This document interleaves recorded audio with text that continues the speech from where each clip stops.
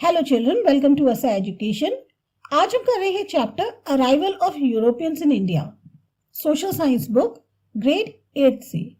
We have learned in the previous standard that many years ago our country was one of the leading countries in the world. अभी हमने जो भी classes पढ़ी उनमें हमने ये जाना कि बहुत साल पहले हमारी जो कंट्री थी वो दुनिया की एक लीडिंग कंट्री में एक थी। Our country was distinct in the whole world, और हमारी कंट्री जो थी वो पूरी दुनिया से जो है काफी अलग थी। The people of various countries were being influenced by our culture and prosperity. जो और अलग अलग देश थे उनके लोग हमारी संस्कृति, हमारी संपन्नता से प्रभावित हुए। Many people worldwide were eager to enter into trade with our country and earn wealth out of it.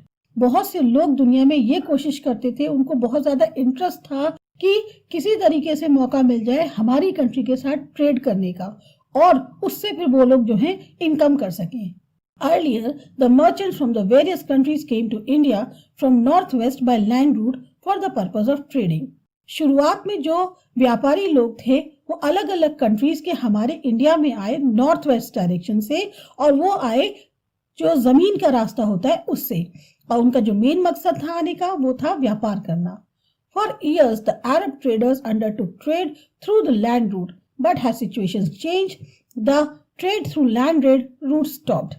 सबसे पहले जो है अरब्स ने जो है काफी सालों तक जो अरब ट्रेडर्स थे उन्होंने जो है लैंड रूट के रास्ते हमारे साथ काफी ट्रेडिंग करी, लेकिन जैसे जैसे सिचुएशंस हालात बदलते चले गए जो ट्रेड लैंड रूट के थ्रू हो रहा था वो बंद हो गया।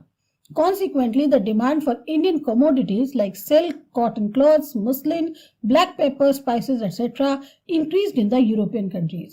धीरे धीरे क्या हुआ, जो इंडियन प्रोडक्ट्स थी उनमें जैसे सिल्क हो गई, कॉटन के कपड़े हो गए, मुस्लिन जो बहुत फाइन क्लॉथ होता है, आपकी काली मिर्च हो गई, मसाले हो गए, इनकी डिमांड जो है यूरोपियन कंट्रीज में बढ़ने लग गई।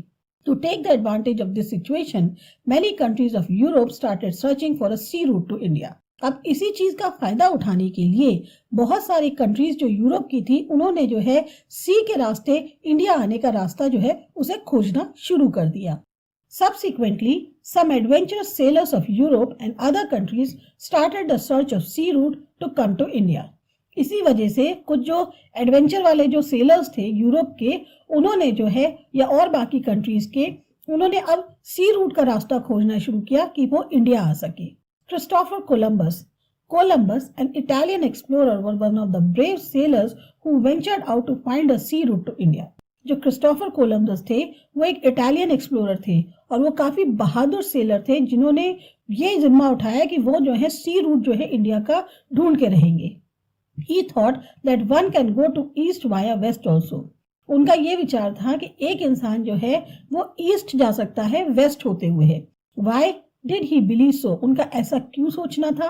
Think about it. ये आपको विचार करने वाली बात है कि वो ऐसा क्यों सोचते थे कि अगर हमें ईस्ट जाना है तो हम वाया वेस्ट होकर जा सकते हैं। Columbus started his journey to India and accidentally reached America. अब कोलंबस ने जब अपनी इंडिया के लिए जर्नी स्टार्ट करी तो वो सबसे पहले अमेरिका पहुंच गए। As long as he lived, he was under the misconception that he had discovered the sea route to India. अब जब तक वो रहे उनको हमेशा यही भ्रम रहा कि उन्होंने जो है इंडिया के लिए जो सी रूट था वो खोज लिया है। Hence even today the natives of America are called Red Indians and the island group in the Caribbean is known as the West Indies. इसी वजह से जो नेटिव्स हैं अमेरिका के, जो वहाँ के रहने वाले लोकल अमेरिकन हैं, उनको रेड इंडियंस भी कहा जाता है, और वो जो आइलैंड ग्रुप था कैरिबियन में उसको वेस्ट इंडीज कहा जाता है। फिर आए Vasco da Gama. Vasco da Gama, a native of Portugal, discovered the sea route to India.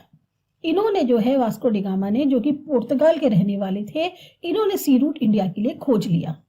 He encircled the Cape of Good Hope in South Africa and reached the port of Calicut on 22nd May 1498 after crossing the Indian Ocean.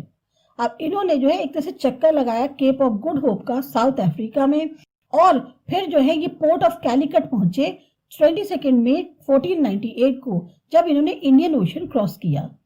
The then ruling king of Calicut, Zimorin, gave permission to the Portuguese to trade. और उस वक्त जो उस time पे कैलिकट में राजा राज कर रहे थे ज़ीमोरिन, उन्होंने जो है परमिशन दी कि हाँ पोर्तुगीज जो है उनके साथ ट्रेडिंग इंडिया में कर सकते हैं।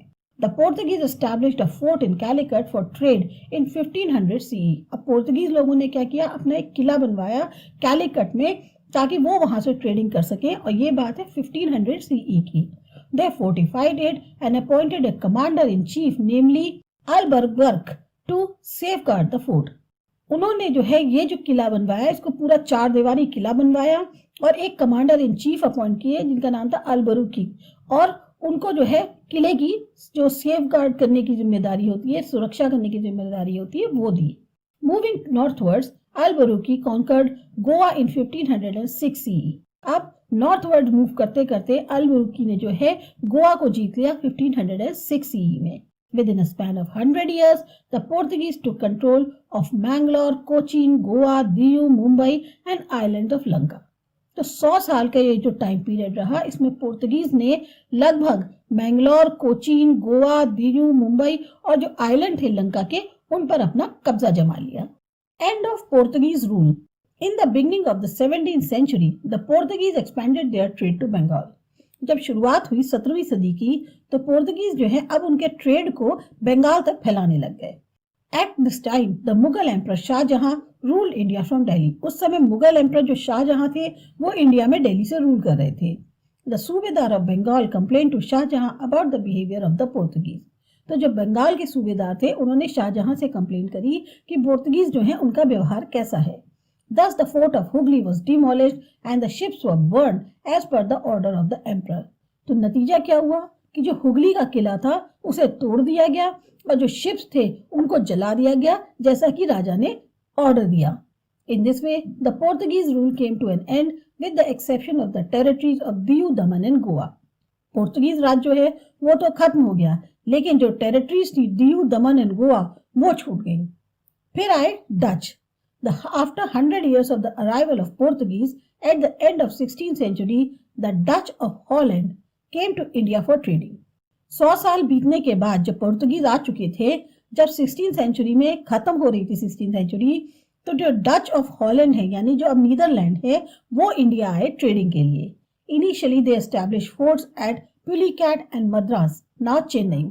उन्होंने जो अपने फोर्ट बनवाए वो पुलिकैट और मद्रास में बनवाए. They also established a trading center at Agra in the year 1663. फिर उन्होंने जो है एक ट्रेडिंग सेंटर बनवाया आगरा में, और ये बात है 1663 की. Meanwhile, the British also arrived in India. इतने बीच में ब्रिटिशर्स भी आ गए इंडिया में. The Dutch could not withstand the competition against the British. और जो डच लोग थे, अब वो कंपटीशन जो ब्रिटिशर्स के साथ था उसको नहीं झेल पाए. British interest in India. During the reign of Queen Elizabeth of England in the year 1600 CE, the British established the East India Company. जिस समय क्वीन एलिजाबेथ जो इंग्लैंड की है उनका शासन था, ये बात 1600 CE की है, तो ब्रिटिशर्स ने एक ईस्ट इंडिया कंपनी बनाई. This company belongs to merchants who wanted to increase their wealth by undertaking trade with India. और ये कंपनी जो है उन मर्चेंट्स की थी जो अपनी संपत्ति को बढ़ाना चाहते थे इंडिया के साथ ट्रेडिंग करके. The first British ship arrived in India at the port of Surat in the year 1608 CE. जो सबसे पहला ब्रिटिश शिप इंडिया आया वो आया सूरत के पोर्ट पर, और ये बात है 1608 CE की. Captain W. Hawkins, the captain of the ship, was the first British to set foot in India. Captain जो W. Hawkins थे वो पहले कप्तान थे शिप के, जिन्होंने जो ब्रिटिश थे और उन्होंने पहला भारतीय में कदम रखा था. He met Jahangir but did not get his permission to trade. Jahangir से मिले लेकिन इजाजत नहीं मिली उन्हें ट्रेडिंग करने की. Thereafter, Sir Thomas Roe arrived in India, who acquired the permission to establish a trading center in Surat. फिर उसके बाद दूसरे जो आए वो आए सर थॉमस रोई. उन्होंने जो है परमिशन ये ली कि ठीक है वो ट्रेडिंग सेंटर तो करेंगे एस्टैब्लिश, लेकिन सूरत में. Later, Delhi went into the hands of Shah Jahan. Shah Jahan gave permission to the British to carry out trade in Bengal. बाद में जब सल्तनत शाहजहां के हाथ में आई तो शाहजहां ने परमिशन दे दी कि ब्रिटिशर्स जो हैं वो बंगाल में ट्रेडिंग कर सकते हैं.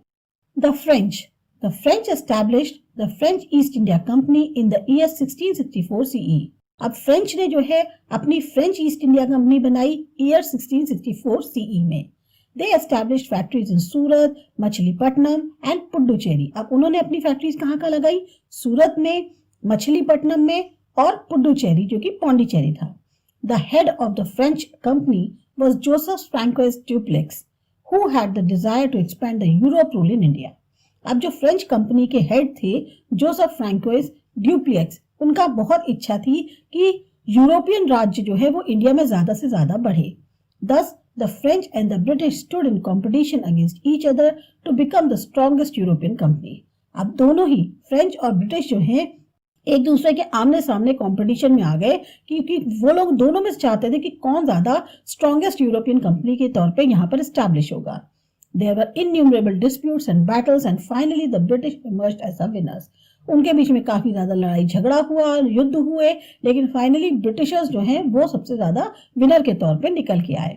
However, the French retained their control over the trading centers of Puducherry, Mahe and Chandranagar. लेकिन फ्रेंच जो थे उन्होंने अपना कंट्रोल इन ट्रेडिंग सेंटर्स पर तब भी बनाए रखा जो कि पुडुचेरी, माहे और चंद्रनगर के थे. British trade in Bengal. The British first started their trade on the banks of the river Hooghly and established forts in the year 1651 CE. अब ब्रिटिशर्स ने सबसे पहले अपनी ट्रेडिंग जो है हुगली नदी के किनारे से शुरू किया और वहीं पर उन्होंने अपने किले बनवाए 1651 CE में. The forts were garrisoned for their protection of the factory and got the permission from the Mughal Emperor Aurangzeb to trade without paying taxes against an annual payment. ये जो किले थे ये पूरी तरह से सेना से या जैसे कहते हैं ना सिपाहियों से लैस थे ताकि उनकी जो फैक्ट्री है वो सुरक्षित रहे. साथ ही साथ इनको जो मुगल बादशाह थे औरंगजेब उनसे परमिशन मिल गई थी कि ये ट्रेड कर सकते हैं और जो एनुअल पेमेंट होता है उसके खिलाफ इनमें कोई भी टैक्स देने की जरूरत नहीं है.